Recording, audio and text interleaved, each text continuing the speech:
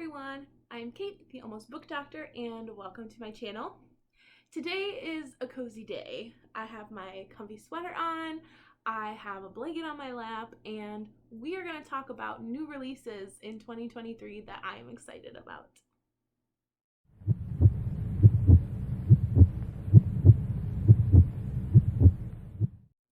So the big new releases that everyone knows about and that everyone's talking about that I guess I'll start the video with is Sanderson's Secret Projects 1 through 4, and the first one just came out. The ebook was available right away. I'm actually reading it already for the very first one, and that's going to be Tress of the Emerald Sea, and this book is so cute. It's so cute. It's so cute. I love it so much. I won't say any more than that. But this really has me excited for all of the other ones that are coming out. If you don't know about the Kickstarter and the secret projects, you must have been hiding under a rock for the last year. But just in case you didn't know, he wrote 4 secret novels during quarantine, and they're each going to be released one every 3 months over the course of this year. So Tress in the Emerald Sea was first. In April, we're getting the only non-Cosmere related one, which is The Frugal Wizard's Guide to Surviving Medieval Europe, which just sounds ridiculous and wonderful. I have absolutely no idea what we're in for. The third one is going to be Yumi and the Nightmare Painter, and that's coming out in July, I believe. And then the last one is The Sunlit Man, and that's coming out in October. And I don't really want to say anymore because I know a lot of people want there to be some mystery. They don't want to know what the secret projects are about. I know that some people are going to be like, oh, you gave us the titles. How dare you? They're there. They're out there. So I'm sorry if you didn't want to know the titles. I'm really looking forward to these. I'm a huge Sander fan, however you want to say it. Obviously, if you're on my channel, you know this. And so more Cosmere material, the better. The next books that I'm really excited for actually are coming out on my birthday. I feel like I have a really lucky birthday for book releases because it seems to be that the first round of fantasy books that come out during the year tend to all come out on my birthday, which is January 10th. And so the next couple are coming out then. And the first of those is Hellbent, which is going to be the sequel to Ninth House by Leigh Bardugo. And I'm so ready for this book. I have to wait until my beautiful Waterstones edition comes in because I really didn't want to own 2 copies of the same book because I already have that for a couple, and it just seems a little wasteful. So I have to wait for mine to come all the way from Europe, but I believe it picks up right after Ninth House ends, and it ended on quite the cliffhanger. So I am super pumped. This is going to be another very dark, very gritty, probably filled with trigger warnings, dark academia, secret society, magic book. I'm so pumped for this. I loved Ninth House so much. It was not what I was expecting from Leigh Bardugo at all. The only thing I had read by her at that point had been the Six of Crows duology. And so after Ninth House, I went back and I read Shadow and Bone trilogy. And I was just like, this is the same author? Okay. So Hellbent's going to be really good. The next one coming out on January 10th is Lost in the Moment and Found, which is the next Wayward Children's book by Shauna McGuire, and I feel really lucky because the new one always comes out on my birthday every year, so it's like a birthday present to me, and that's one of my favorite series, so it's just so cool.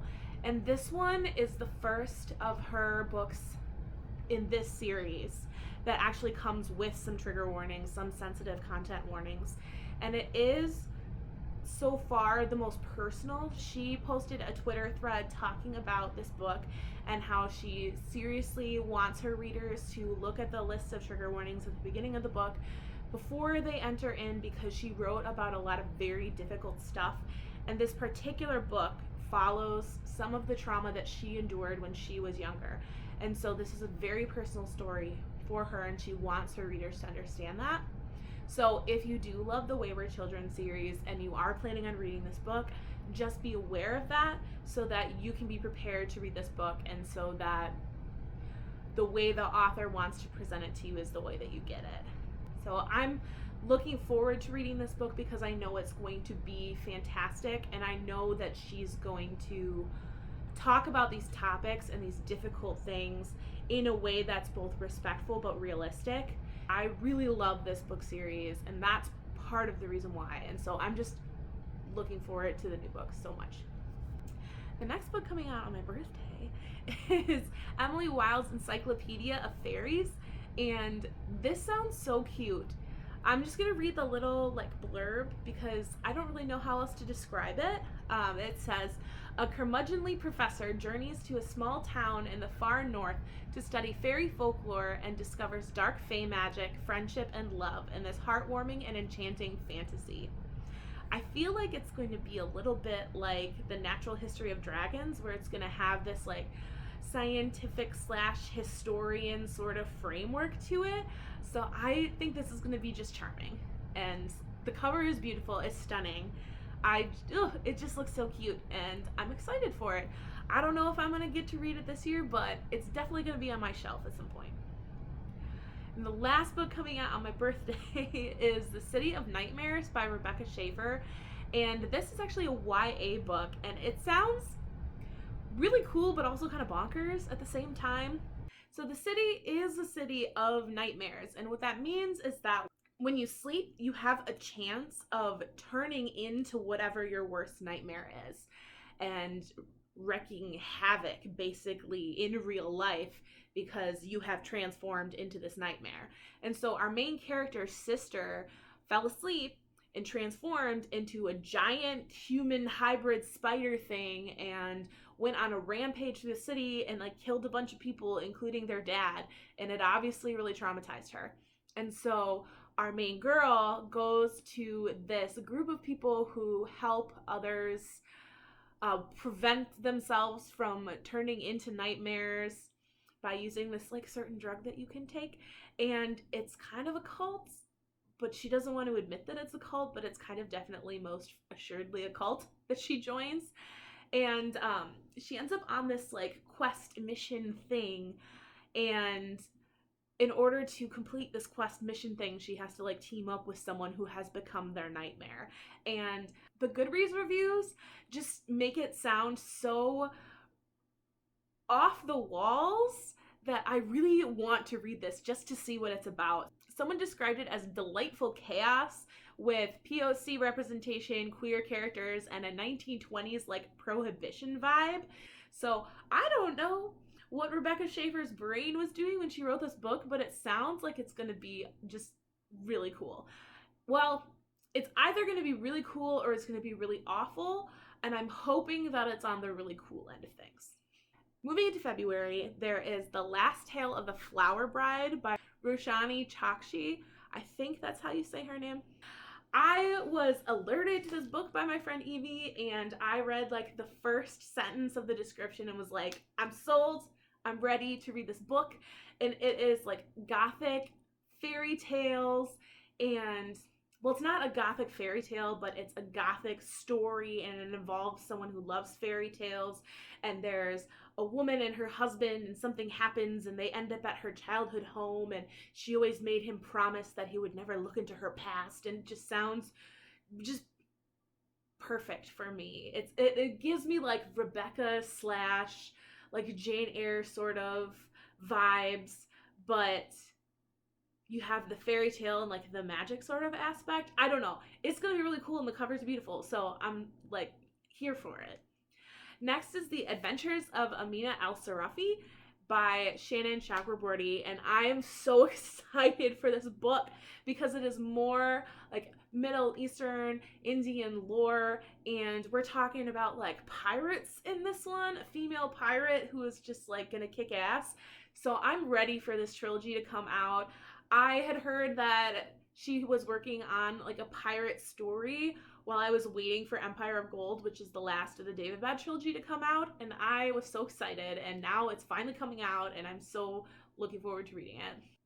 Also coming out on the 20th of February is Immortality, a Love Story, which is the sequel and the end of duology to Anatomy, a Love Story, which I read at the beginning of last year. The first book was about a young woman who wants to become a surgeon in a time where it is very, very frowned upon to be a surgeon in general. But if you're a woman to be a surgeon, like, that's just non-existent.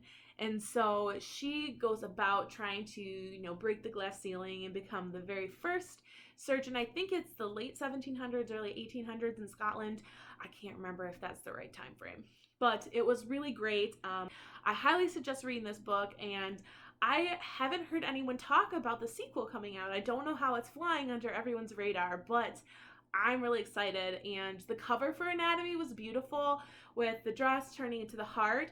And now this cover for this one is the dress looks like an anatomical brain, and it just looks so dope.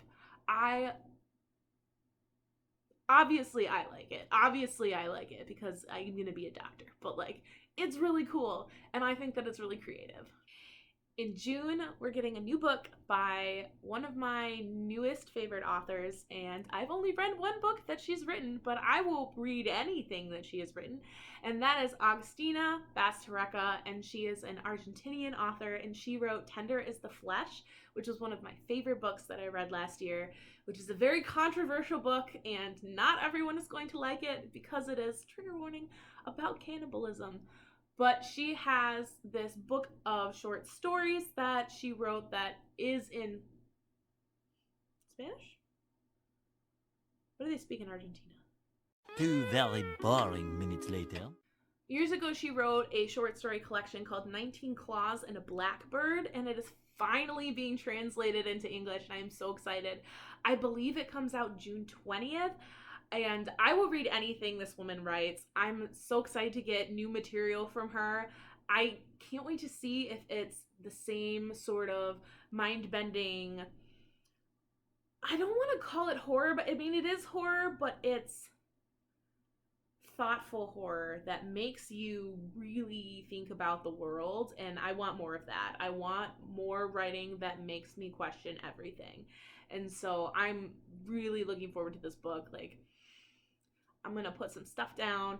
It's going to be like right when I finally get a break before I start my third year. And so I'm just going to devour this book. And I don't usually like short stories. I'm not a huge short story fan. I think it's because they were like shoved down my throat so much in college that I just like can't do it anymore.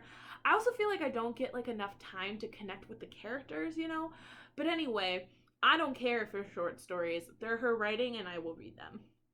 Moving into July, we are getting new Sylvia Moreno Garcia book, and this one is another horror. Mexican Gothic was a bit older than this new book. This one's called Silver Nitrate, and it takes place in the 90s in Mexico City.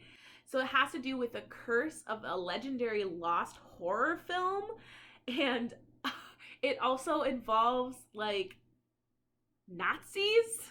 I don't know how this is supposed to work. There's like the film industry and Nazi occultists and ghosts and a haunted film. Like, I'm here for it. I don't know what else you need to say to tempt me to read a horror book. It sounds like it needs to be a movie yesterday. So I just want to read it. I just want to read it. If it's going to be anything like Mexican Gothic, sign me up. I'm good. Sign me up. Also in July, we have Blade of Dreams, which is the sequel to Age of Ash by Daniel Abraham, and I will read anything written by that man. I have not read Age of Ash yet, but I own it. It's up on my shelf, and it is staring at me and judging me for not having picked it up yet. So, Blade of Dreams coming out. If you like Daniel Abraham, you should be excited for this one. The next one coming out on the 25th of July is The Sun and the Void by Gabriella Romero Cruz. I've been reading just the little like blurbs, but I want to read the actual like description of this book because this sounds so cool. Reina is desperate, stuck living on the edges of society. Her only salvation lies in an invitation from a grandmother she's never known. But the journey is dangerous and prayer can't always avert disaster. Attacked by creatures that stalk the region, Reina is on the verge of death until her grandmother, a dark sorceress, intervenes. Now dependent on the Donna's magic for her life, Reina will do anything to earn and keep her favor, even the bidding of an ancient god who whispers to her at night. Eva Cassara is unwanted. Illegitimate and of mixed heritage, Eva is her family's shame. She tries her best to be perfect and to hide her oddities, but Eva is hiding a secret. Magic calls to her. Eva knows she should fight the temptation. Magic is the sign of the dark god, and using it is punishable by death. Yet it's hard to deny power when it has always been denied to you. Eva is walking a dangerous path, one that gets stranger every day, and in the end, she'll become something she never imagined. I have not heard anyone talk about this book yet. I found it on a list, and it sounds so good. I am gonna definitely get this book. I am excited for this one. I just had to read to you the whole synopsis because it just, there's even a good quote in the synopsis. Like, how can you beat that? And then the last book coming out in July, which a lot of us have been waiting for, is Book 6 of Red Rising, Lightbringer, which is not to be confused with Brent Weeks' Lightbringer. This Lightbringer is not quite the end. I thought that we were going to have 2 trilogies for Red Rising. Apparently not. Apparently there's more books coming out. So this is just going to be another installment, and I'm wondering if it's going to be as grimdark as Dark Age is supposedly. I haven't read Dark Age because I have been waiting for the next book to be announced. And so sometime between now and July, I have to suck it up and read Dark Age, and I know it's going to make me sad because Pierce Brown is not afraid to kill people off, and I just know that my heart is going to be broken into a million pieces because he's already done it multiple times. So Lightbringer is finally coming out. Oh, it's going to be so good. And then the last book that's coming out that I know of this year, because they don't release everything quite yet. There's going to be a bunch more books that we don't really know about yet, but this one sounds really cool. It's called Starter Villain, and it's by John Scalzi, and it just sounds absolutely bonkers. Inheriting your mysterious uncle's supervillain business is more complicated than you might imagine. Sure, there are things you'd expect. The undersea volcano layers, the minions, the plots to take over the world, the international network of rivals who want you dead. Much harder to get used to are the sentient, language-using, computer-savvy cats, and the fact that in the overall organization, they're management. So this sounds absolutely bonkers. It sounds so much fun. I am here for evil maniacal cats, and apparently it's set in present day on Earth. So all of this is going on here in the now. So I haven't read anything by John Scalzi yet. He is a sci-fi author. I know he wrote the book Red Coats? No, Red Shirts. Not Red Coats. Oh, I'm tired. Red Shirts, which is Star Trek. And I know that book is really beloved. So I have a lot of faith in this author, even though I haven't read anything by him. So this just sounds so much fun, and I'm definitely going to pick this one up. If there are any books that you guys have heard of that I don't have on this list that you think are going to be amazing, let me know in the comments. I hope you have heard of something that you are interested in, maybe something that you haven't heard about before. I want to spread the word about some of these books that are not in the super popular lane. So thank you for watching. Please comment, like, subscribe. I would be ever so grateful, and I hope you guys have a wonderful night. Bye!